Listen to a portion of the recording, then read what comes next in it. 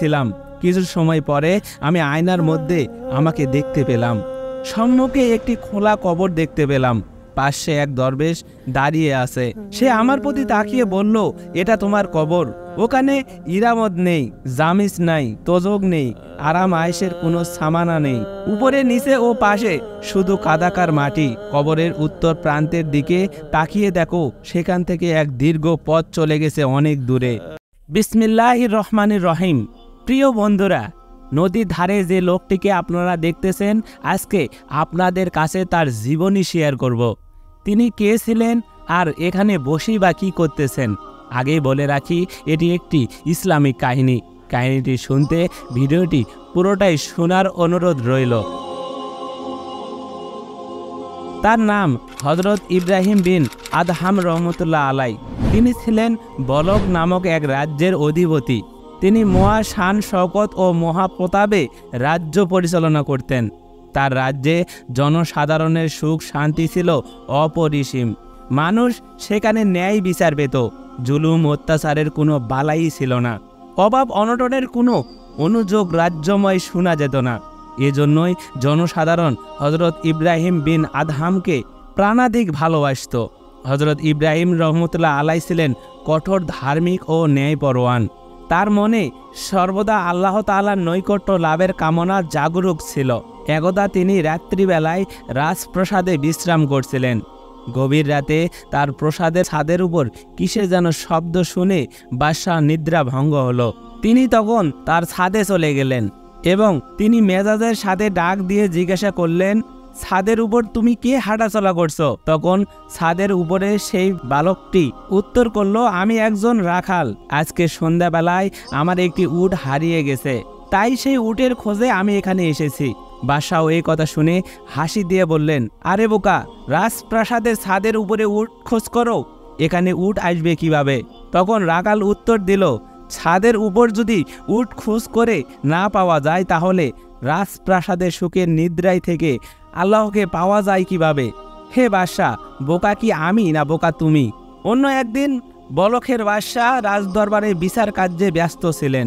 এক সময় একজন ফকির এসে বাদশার সম্মুখে দাঁড়ালো। দরবারের প্রহরী ও সভাসদগণ লোকটিকে দেখে অবাক হলো। এতগুলো পাহারা ভেদ করে বিনা অনুমতিতে লোকটা এখানে এলো কি করে? একজন সবার লোক তাকে জিজ্ঞাসা করলো, হে পথিক, তুমি পাহারা ভেদ করে এখানে এলে কি করে? তোমাকে কেউ বাধা প্রদান করে নাই? লোকটি বলল, না, আমাকে কেউ কোনোরূপ বাধা প্রদান করে নাই। ইব্রাহিম বিন আদহাম রহমতুল্লাহ আলাই লোকটির প্রতি এক দৃষ্টিতে তাকিয়ে রইলেন। তার যেন কিরকম সন্দেহ হচ্ছিল। তিনি মুখে কিছুই বললেন না, শুধু লোকটিকে জিজ্ঞাসা করলেন, তুমি কি উদ্দেশ্যে এখানে এসেছো? লোকটি বলল, আমি এই জায়গাটাকে একটি সরাইখানা মনে করে এসেছি। আমার ক্ষণিক সময় বিশ্রাম নেওয়া প্রয়োজন ছিল। বাদশাহ তাকে উত্তর করল, এটা তো সরাইখানা না। তখন লোকটি বাদশাহকে বললেন, এখানে আপনার পূর্বে কে ছিলেন? বাদশাহ বললেন, এখানে আমার পিতা বাদশাহী করেছেন। লোকটি বলল, আপনার পিতার পূর্বে এখানে কে বাদশাহ ছিলেন? বাদশাহ বললেন, আমার দাদা বাদশাহ ছিলেন। লোকটি আবার জিজ্ঞাসা করল, তার পূর্বে এখানে কে বাদশাহ ছিলেন? বাদশাহ বলল, আমার পূর্বপুরুষ। তখন লোকটি বলল, এখানে একজন যায় আরেকজন আসে, কেউ চিরস্থায়ী থাকে না। সেখানটা সরাইখানা নয় বলাটা মস্ত বড় ভুল। একথা বলে লোকটি চলে গেল। বাদশাহ লোকটিকে ডেকে আনার জন্য প্রহরী পাঠিয়ে দিলেন। সে দ্রুত রাজদরবারের সর্বত্র এবং বাইরে অনেক খোঁজাখুঁজি করল, কিন্তু লোকটির কোনো সন্ধানই পেল না। আল্লাহ তাআলার পক্ষ থেকে এভাবে প্রায় হযরত ইব্রাহিম বিন আদহাম রহমতুল্লাহ আলাইকে সতর্ক বা তাকিদ করা হতো। একদা হযরত ইব্রাহিম বিন আদহাম দজলা নদীর তীরে বসে কিছু সংখ্যক লোকের মধ্যে রাসূল সাল্লাল্লাহু আলাইহি সাল্লামের চরিত্রের বর্ণনা দিচ্ছিলেন। এমন সময় এক ব্যক্তি তাকে জিজ্ঞাসা করল, কি কারণে আপনি রাজ্য ও রাজত্ব ত্যাগ করলেন? হযরত ইব্রাহিম বিন আদহাম রহমতুল্লাহ আলাই উত্তর দিলেন, একদা আমি আমার রাজমহলের হেরেমে বসেছিলাম। আমার সম্মুখে একখানা বড় আয়না ঝুলন্ত ছিল। আমি মনে মনে পরকালে চিন্তা করছিলাম এবং নিবিষ্ট চিত্রে আয়নার দিকে তাকিয়েছিলাম। কিছু সময় পরে আমি আয়নার মধ্যে আমাকে দেখতে পেলাম। সম্মুখে একটি খোলা কবর দেখতে পেলাম। পাশে এক দরবেশ দাঁড়িয়ে আছে। সে আমার প্রতি তাকিয়ে বলল, এটা তোমার কবর। ওখানে ইরামত নেই, জামিস নাই, তোজক নেই, আরাম আয়েশের কোনো সামানা নেই। উপরে নিচে ও পাশে শুধু কাদাকার মাটি। কবরের উত্তর প্রান্তের দিকে তাকিয়ে দেখো, সেখান থেকে এক দীর্ঘ পথ চলে গেছে অনেক দূরে। ও পথে চলা খুবই কষ্টকর ও কঠিন, তবুও তোমাকে ও পথ অতিক্রম করে অগ্রসর হতে হবে। তারপরে অতি দূরে রয়েছে পাশাপাশি দোজক, বেহেশত এবং ইনসাফের দাড়িপাল্লা। সাহিত্য হতে বসে ও পথ অতিক্রমের শিক্ষা লাভ করা যায় না। দরবেশি ও ফকিরি ইখতিয়ার করাই ও পথ অতিক্রম করার একমাত্র অবলম্বন। অতএব বাকি জীবনের কর্ম স্থাপন সম্পর্কে অতি শীঘ্রই সিদ্ধান্ত নাও, সময় আর খুব বেশি বাকি নাই। আমি আয়নার মধ্যে দরবেশের বক্তব্য শুনে অস্থির হয়ে যাই এবং শীঘ্রই রাজ্য ও রাজত্ব ত্যাগ করে বনবাসী হওয়ার নিয়ত করি। আল্লাহকে স্মরণ করে আমি অতি অল্প দিনের মধ্যে আমার সিদ্ধান্ত কার্যক্রম করি এবং সেই থেকে আজ 12 বছর পর্যন্ত বনে জঙ্গলে ঘুরে আল্লাহ তাআলার কুদরত অবলোকন করছি এবং তার শুকরিয়া আদায় করছি। এ কথা শোনার পর তার জৈনক ভক্ত জিজ্ঞাসা করলেন, হে বাদশাহ, আপনি এত সুখের রাজত্ব পরিত্যাগ করে দিনহীন অবস্থায় অনাহারে অদ্যাহারে বনে জঙ্গলে দিন কাটাচ্ছেন, নিজের ছেঁড়া বস্ত্র নিজেই সেলাই করে পড়ছেন। অতএব এ ধর্মের জীবনযাপনে আপনি কতদূর লাভবান হয়েছেন? এ সময় হযরত ইব্রাহিম রহমতুল্লাহ আলাই এক মনে নিজ ছেঁড়া বস্ত্র সেলাই করছিলেন আর শিষ্যের কথা শুনে একটু হাসি দিয়ে বললেন, রাজ্যের রাজত্ব লাভ করেছি, এছাড়া দুনিয়ার অপরিপূর্ণ ক্ষণিকের সুখ শান্তির বদলে আখিরাতের চিরস্থায়ী সুখের প্রতিশ্রুতি লাভ করেছি। এই বলে তিনি হাতের সুষ্টি নদীর বক্ষে ফেলে দিলেন এবং ক্ষণিক পরে বললেন, আমার সুষ্টি নিয়ে আসো। ভক্তটি বলল, এই সুষ্টি সমুদ্রের তলদেশে হতে আনা কারো পক্ষে সম্ভব নয়। সাথে সাথে নদী বক্ষ থেকে অসংখ্য মৎস্য মুখে করে এক স্বর্ণ সুচ নিয়ে ইব্রাহিম আদনানের সম্মুখে হাজির হলো। তখন তিনি বলেন, আমি যে জিনিস লাভ করেছি তার মধ্যে এটি হলো আমার ক্ষুদ্র থেকে অতি ক্ষুদ্র লাভের দৃশ্য। আরো কিছু তো বাকি রইল। তো এই ছিল হযরত ইব্রাহিম আদনান রহমতুল্লাহ আলাইহির জীবনী। আর আমাদের অনেক টাকা, অনেক বাড়ি, অনেক গাড়ি লাগবে। এত টাকা এত বাড়ি কি করব ভাই আমরা? তাই আসুন দিনের পথে চলি, আল্লাহর কথা প্রতিদিন স্মরণ করি। সবাই ভালো থাকবেন, সুস্থ থাকবেন। বনি ইসরাইলে ছিল এক আল্লাহর ওলি, যুগ শ্রেষ্ঠ আবেদ। গির্জায় থাকেন তিনি, আল্লাহর ইবাদত করেন, সারাদিন ইবাদতে মশগুল থাকেন। আল্লাহর ইবাদতই তার একমাত্র ধ্যান জ্ঞান।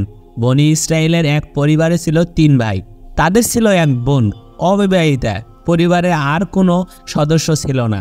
একবার 3 ভাই মনস্থ করলো আল্লাহর পথে জিহাদে বের হবে, কিন্তু তারা বোনকে নিয়ে বিভাগে পড়ল। তাকে কোথায় রেখে যাবে, কার কাছে রেখে যাবে, কোথায় পাবে তার জন্য নিরাপদ আশ্রয়? অনেক চিন্তা ভাবনা করলো তারা। শেষে সিদ্ধান্ত নিল তাদের একমাত্র বোনকে রেখে যাবে আবেদের কাছে। দরবেশের তত্ত্বাবধানে সেখানে নিরাপদ থাকবে তিনি। আবেদ একজন সজ্জন ব্যক্তি, বিশ্বস্ত লোক, তাই তারা এ ব্যাপারে তার সঙ্গে আলোচনা করল। কিন্তু তিনি প্রস্তাবটি কঠোরভাবে প্রত্যাখ্যান করলেন, বললেন, নাউজুবিল্লাহ নাউজুবিল্লাহ, না, তা কখনো হতে পারে না। কিন্তু তারা নেসরবান্দা, আবেদকে পিড়াপিড়ি করতে লাগলো। শেষ পর্যন্ত রাজি হলেন তিনি। তাদের প্রস্তাব গ্রহণ করলেন, বললেন, আচ্ছা, গির্জায় পাশের ঘরটিতে তাকে রেখে যাও। তারা সেই ঘরে বন্ডিকে রেখে বিদায় নিল। মেয়েটি গির্জার পাশের ঘরে থাকতো। একা একা খাবারের সময় হলে আবেদ গির্জা থেকে খাবার নিয়ে যেত, মেয়েটির ঘরের সামনে রেখে আসতো। কিছুক্ষণ পর মেয়েটি ঘর থেকে বেরিয়ে এসে খাবার নিয়ে যেত। এভাবেই দিন চলতে লাগলো। একদিন শয়তান এলো আবেদের কাছে, ফুসলাতে লাগলো বেশ কিছু যুক্তি দিয়ে। বলল, দিনের বেলায় মেয়েটির ঘর থেকে বের হওয়া কি ঠিক হচ্ছে? কেউ তাকে দেখে ফেললে, তার সঙ্গে ঝুলে যেতে চাইলে, এর চেয়ে ভালো তুমি নিজে তার রুমে দরজার খাবার রেখে আসবে। সামান্য এই কষ্টের জন্য তুমি অনেক সওয়াব পাবে। তখন আবেদ খাবার নিয়ে তার রুমের দরজার সামনে রেখে আসতো। কোনো রকম কথাবার্তা বলতো না। বেশ কিছুদিন এভাবেই চলল। কিছুদিন পর আবার এলো ইবলিস, আরও সওয়াব অর্জনের সুবর্ণ পথ খুলে দিতে। এসে বলল, মেয়েটি কেমন অসহায়, একাকী বসে থাকে, তুমি একটু একটু তার সঙ্গে কথা বললে ভালো লাগতো, তাতে সে আনন্দ পেত। সারাদিন কেমন একা একা বসে থাকে মেয়েটি, বিমর্ষ হয়ে থাকে। একা একা কি তার ভালো লাগে?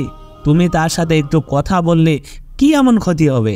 আবেদ তখন মেয়েটির সাথে গল্প সল্প বলা শুরু করলো। গির্জার উপর থেকে হালকা কথাবার্তা বলতো।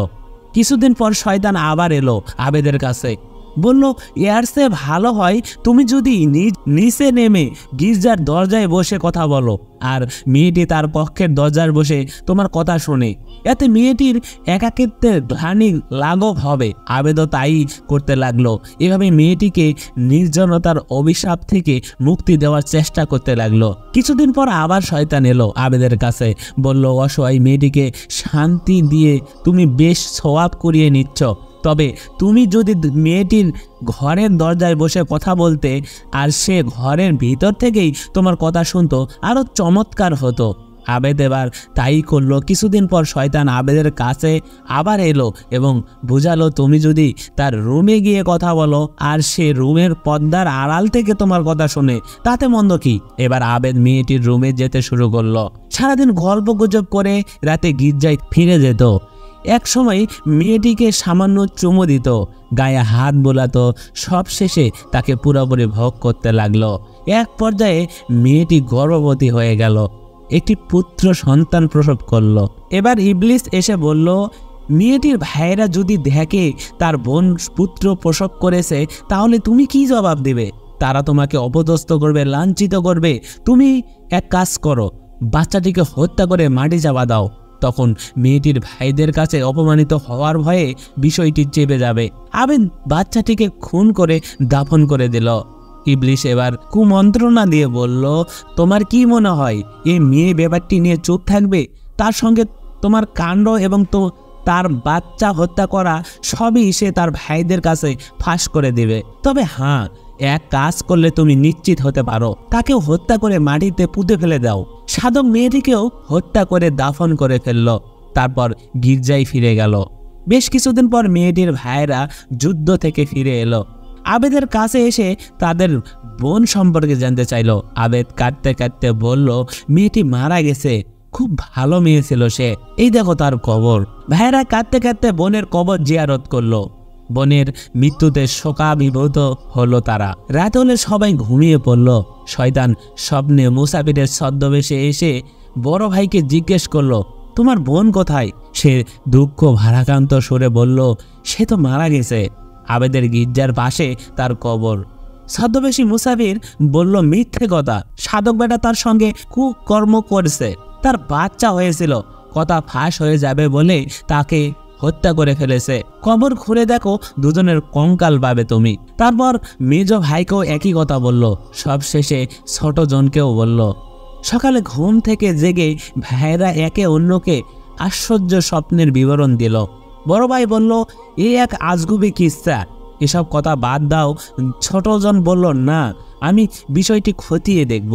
তারা শয়তানের বর্ণনা অনুসারে ঘরে গেল, কবর করে বোন ও বাচ্চার কঙ্কাল পেল। এ সম্পর্কে তারা আবেদকে জিজ্ঞাসাবাদ করল। সে অপরাধ স্বীকার করল। ভাইয়েরা প্রশাসনের কাছে বিচার দিল। আবেদকে গির্জা থেকে নামিয়ে আনা হলো, ফাঁসির কাঠগড়ায় দাঁড় করানো হলো। এমন সময় শয়তান এসে বলল, আমি তোমাকে মেয়েটির সাথে অপকর্ম করার প্রতি প্ররোচিত করেছি এবং তাকে ও তার বাচ্চাকে হত্যা করার কুমন্ত্রণা দিয়েছে। আর যদি তুমি আমার অনুগত হও এবং আল্লাহকে অস্বীকার করো, তাহলে তোমাকে এই শাস্তি থেকে আমি মুক্তি দেব। আবেদ তখন আবার শয়তানের চক্রান্তে পা দিল, আল্লাহর সঙ্গে কুফরি করলো। শয়তানের উদ্দেশ্য পূর্ণ হলো। তখন সে চলে গেল। আর ইতিমধ্যে আবেদের ফাঁসিও সম্পন্ন হয়ে গেল। এ ব্যাপারে কোরআন বলে, তাদের তুলনা হলো শয়তান, সে মানুষকে বলে কাফের হয়ে যা। তারপর যখন সে কাফের হয়ে যায়, তখন বলে, তোর সাথে আমার কোনো সম্পর্ক নেই, আমি তো আল্লাহকে ভয় করি, যিনি বিশ্ব জগতের প্রতিপালক। সুতরাং তাদের উভয়ের পরিণতি হবে চিরস্থায়ী জাহান্নাম। এটাই অনাচারীদের পরিণতি। সূরা হাশর আয়াত নম্বর 16 ও 17। রাত গভীর হয়ে গেছে। ঘুটঘুটে অন্ধকারে আচ্ছন্ন মক্কার অলিগলি, ঘুমন্ত নগরীর নিস্তব্ধ পরিবেশে অতি সন্দর্পণে পা রাখলেন মুরসাদ ইনবে আবি মুরসাদ। কাফেররা যেসব মুসলমানকে আটকে রেখেছিল এবং অমানবিক নির্যাতন চালাচ্ছিল, তাদের কয়েকজনকে গোপনে মদিনায় নিয়ে যাওয়ার জন্য তিনি এসেছিলেন। রাসূল সাল্লাল্লাহু আলাইহি সাল্লাম এই কাজে তাকে নিয়োগ করেছিলেন। তিনি অতি সাবধানে যাচ্ছিলেন। সহসা সামনে একটা ছায়া দেখতে পেলেন। মুরসাদ ভয়ে জড়সড় হয়ে আসলেন। ছায়াটা আরো নিকটে এলো। তৎপর ছায়াটা থেকে পরিচিত এক নারী কণ্ঠে ভেসে এলো। মুরসাদ, তুমি? আমি চিনে ফেলেছি। কেমন আছো? কিভাবে এলে? কে, উনাফ নাকি? প্রশ্ন ছড়ে দিলেন মুরসাদ।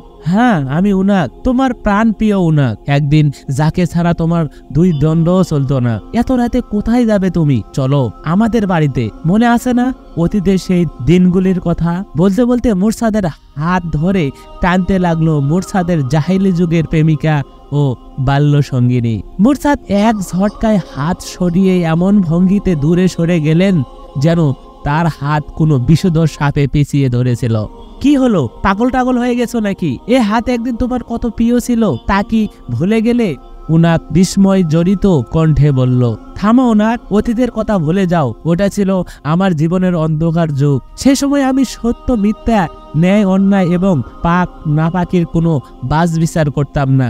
আমি গোমরাহ ও বিপদগামী ছিলাম। আল্লাহ আমার উপর অনুগ্রহ করেছেন। আমি মুসলমান হয়েছি, কিন্তু তুমি এখনো মুশরিক। তাছাড়া তুমি আমার জন্য পরস্ত্রীর সাথে মিলেমিশা ইসলামে হারাম। কাজেই আমাকে মাফ করো, তোমার বাড়িতে আমি যাব না। মুরসাদ দ্বন্দ্বহীন কণ্ঠে বললেন, কত বড় আমার সাধু পুরুষ গো, আমার সাথে যাবে না চিৎকার দিয়ে সবাইকে জড়ো করব? উনাফ বলল, মুরসাদ পবিত্র জীবন ছেড়ে অপবিত্রতার পথ আর মারাবে না। জাহেলি যুগের সব কিছু আমি পা দিয়ে পিষে ফেলেছি। যাও, তোমার কাজে তুমি যাও।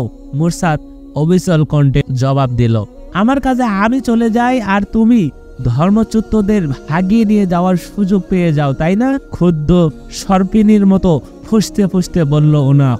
তারপর আকাশ বাতাস ফাটিয়ে চিৎকার করে, ওহে মক্কাবাসী, এই দেখো মুরসাদ এসেছে, তোমাদের বন্দীদেরকে ভাগিয়ে নিয়ে যাবে। আর যাই কোথায়? সদ্য ঘুমিয়ে পড়া মক্কাবাসী জেগে উঠল এবং যেদিক থেকে আওয়াজ আসছিল সেই দিক দলে দলে ছুটল। মুরসাদ ধরা পড়ে যাওয়ার ভয়ে একটা পাহাড়ের গর্তে আত্মগোপন করলেন। কিছু লোক ওই গর্তের দিকে ধেয়ে গেল। মুরসাদের ধরা পড়ে যাওয়া প্রায় অবধারিত ছিল। সহসা অনেক দূর হতে এক রহস্যময় আওয়াজ ভেসে এলো, ওইদিকে নয়, এইদিকে। এরপর মুরসাদ শুনতে পেলেন পায়ের আওয়াজগুলো ক্রমে দূরে মিলিয়ে যাচ্ছে। আল্লাহ তার সৎ ও পরহেজগার বান্দাকে নিশ্চিত মৃত্যুর হাত থেকে অলৌকিকভাবে রক্ষা করেছিলেন। এই ঘটনা থেকে শিক্ষা হলো এই যে, পবিত্র কোরআনের সূরা তালাকের একটি আয়াতে আল্লাহ বলেন, যে ব্যক্তি আল্লাহর ভয় করে অন্যান্য কাজ হতে বিরত থাকবে, আল্লাহ তাকে সংকট থেকে কোনো না কোনো উপায়ে উদ্ধার করবেন এবং তাকে অকল্পনীয়ভাবে জীবিকা সরবরাহ করবেন। আলোচ্য ঘটনা এ আয়াতে বর্ণিত আল্লাহর প্রতিশ্রুতি বাস্তবায়নের একটি জ্বলন্ত দৃষ্টান্ত। এমন অলৌকিকভাবে বিপদ হতে উদ্ধার পাওয়া সবার ভাগ্যে নাও জুটতে পারে, কিন্তু প্রতিদান আখিরাতে অবশ্যই পাওয়া যাবে।